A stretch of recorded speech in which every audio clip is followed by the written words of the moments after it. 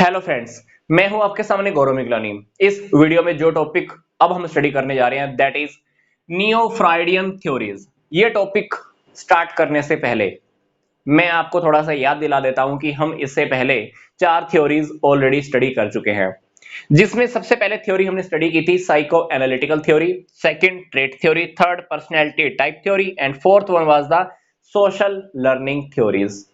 तो ये टॉपिक्स कहां मिलेंगे आपको? मैंने आपको इसी वीडियो के डिस्क्रिप्शन बॉक्स में एमसीओबी के नेम से एक प्लेलिस्ट दी हुई है। तो पहले वाली थ्योरीज भी अगर आप देखना चाहते हैं तो ये प्लेलिस्ट का लिंक मैंने आपको इसी वीडियो के डिस्क्रिप्शन बॉक्स में दिया हुआ है, तो आप पहले वाली थ्योरीज को भी देख सकते हैं। तो चलते हैं अब हमारे टॉपिक की ओर, that is neo Freudian theories. बात आता है कि इस टॉपिक का नेम ऐसा क्यों रखा गया, नियो फ्राइडियन थ्योरीज। रियलिटी में जो फर्स्ट थ्योरी हमने स्टडी की थी psycho analytical theory, psycho analytical theory को बनाने में किसने कंट्रीब्यूट किया था? सिगमंड फ्रायड ने। सिगमंड फ्रायड की थ्योरी को ही अब आगे इंक्रीज कर दिया गया है।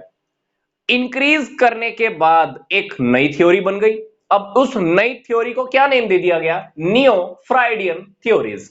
अब नियो फ्राइडियन थ्योरीज के अंदर तीन पर्संस बहुत इंपॉर्टेंट हमारे सामने आए हैं, दैट इज सुलिवैन, एरिक्सन एंड हार्ने।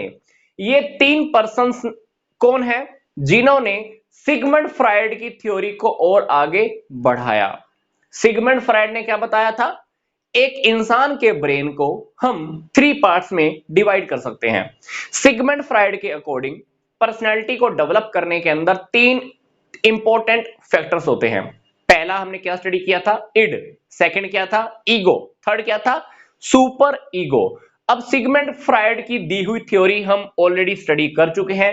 ये थ्योरी आपको इसी प्लेलिस्ट में अवेलेबल हो जाएगी। पर अभी हम जो बात कर रहे हैं that is neo Freudian theories. तो नियो फ्राइडियन थ्योरीज मैं आपको फिर से बता रहा हूं, ये तीन पर्संस जिन्होंने सिगमंड फ्रायड के बातों को और आगे इंक्रीज किया। तो इन तीन लोगों की वजह से सिगमंड फ्रायड की थ्योरी को थोड़ा सा और आगे एक्सप्लेन करके बता दिया गया है और इसको एक नया नेम दे दिया गया है। तो सबसे पहले हम देख लेते हैं कि सुलिवैन ने क्या बोला।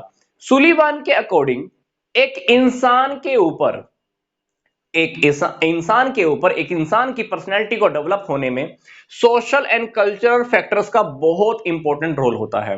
यस, ये कहते हैं कि जैसे एक इंसान का जन्म होता है, जन्म से ही एक इंसान के ऊपर सोशल एंड कल्चरल फैक्टर्स का इफेक्ट होना स्टार्ट हो जाता है, जिसकी वजह से वो इंसान क्या करता है? एक्शन या रिएक्शन करता है। क्योंकि हम जितने ही आसपास के लोगों से मिलते हैं उन आसपास के लोगों की वजह से हमको एक्शन या रिएक्शन करने पड़ते हैं और वो लोग भी हमारे सामने एक्शन या रिएक्शन करते हैं।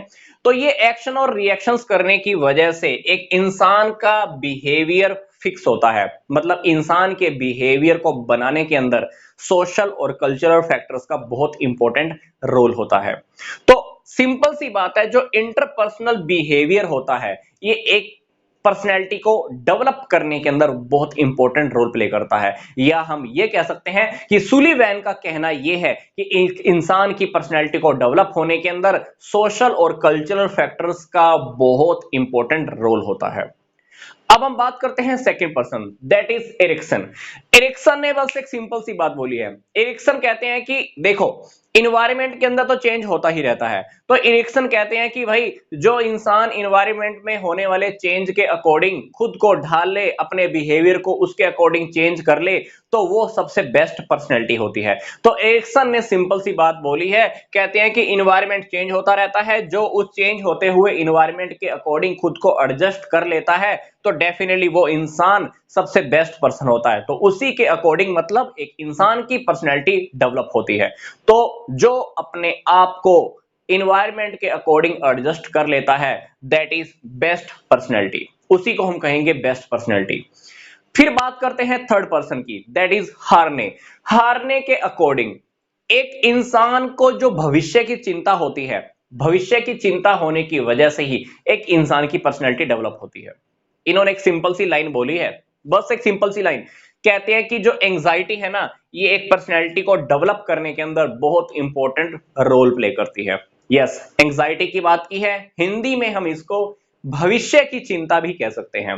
तो कहते हैं कि भविष्य की जो चिंता होती है ये एक इंसान की पर्सनैलिटी को डेवलप करने के अंदर बहुत इंपॉर्टेंट रोल प्ले करती है और यही एक इंसान की पर्सनैलिटी को डेवलप करने के अंदर हेल्प भी करती है। क्या बात कर रहा हूं, किसकी? एंग्जाइटी की, फ्यूचर की चिंता, भविष्य की चिंता। तो ये थी हमारी सिंपल सी थ्योरी जिसको नाम दिया गया था नियो फ्राइडियन थ्योरीज, जिसके अंदर ये 3 पर्सन है जिन्होंने सिगमंड फ्राइड की दी हुई थ्योरी को और आगे बढ़ाया है। तो आगे आने वाली वीडियोस के अंदर हम 2 थ्योरीज पर्सनैलिटी की और भी डिस्कस करने वाले हैं। तो मिलूंगा मैं आपको अब नेक्स्ट वीडियो में। यहां तक का वीडियो देखने के लिए आपका धन्यवाद।